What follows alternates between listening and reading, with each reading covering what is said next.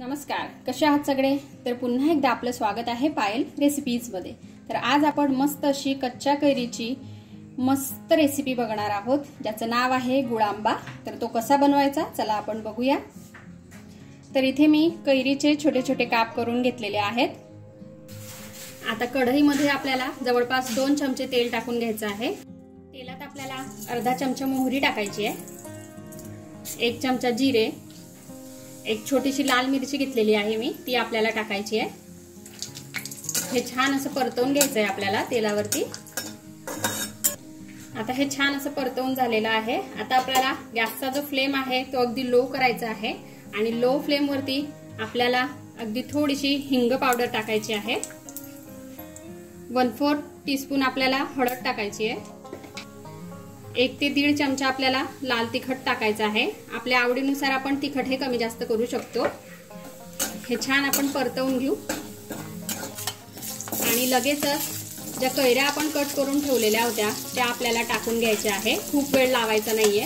आणि इथे जे मी कैरी घेतलेली आहे ते जवळपास 4 कैऱ्या घेतलेल्या आहेत मीडियम साइजच्या, त्या मी कट करून घेतलेल्या आहेत। आता हे आपण मस्तपैकी परतवून घेऊ।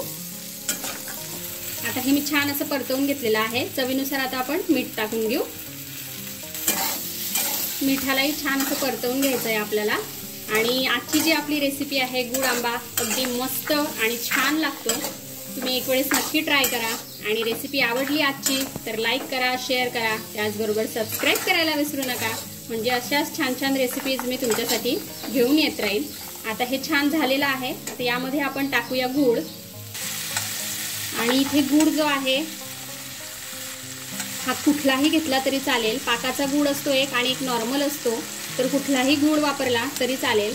आणि इथे जी कैरी होती ते जवळपास माझी 2 कप भरलेली होती आणि इथे गूळ मी 2.5 कप घेतलेला आहे। थोडासा गूळ आपल्याला जास्तच घ्यायचा आहे, कारण कैरी ही थोडीशी आंबट आहे। तुमची कैरी जर का गोड असेल तर तुम्ही गुळाचं प्रमाण थोडे कमीही करू शकता। आता हेही आपण छान असं मिक्स करून घेऊ। तर बघा इथे गूळ वितळायला आता सुरुवात झालेली आहे। मस्त असा याचा सुगंध येतोय। कैरी इथे आपल्याला छान अशी शिजवून घ्यायची आहे। थोडंसं आपण यामध्ये पाणी टाकणार आहोत। आणि इथे तुमच्या लक्षात आलं असेल आपण इथे साखरेचा वापर केलेला नाहीये, फक्त आणि फक्त गुळाचा वापर केलेला आहे।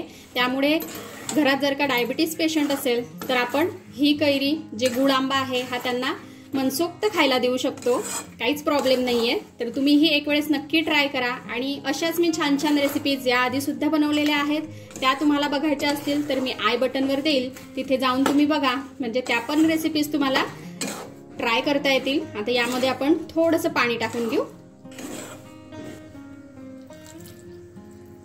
जवळपास अर्धा कप मी इथे पाणी टाकलेलं आहे।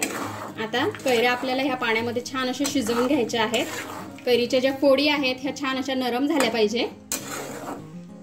आता यावर मी झाकण ठेवलेलं होतं, बघा याला छान मी उकळी काढून घेतलेली आहे। जवळपास 15 ते 20 मिनिटं हे छान मी शिजत ठेवलेलं होतं। इथे कैरी छान अशी शिजलेली आहे, अशीच आपल्याला करून घ्यायची आहे।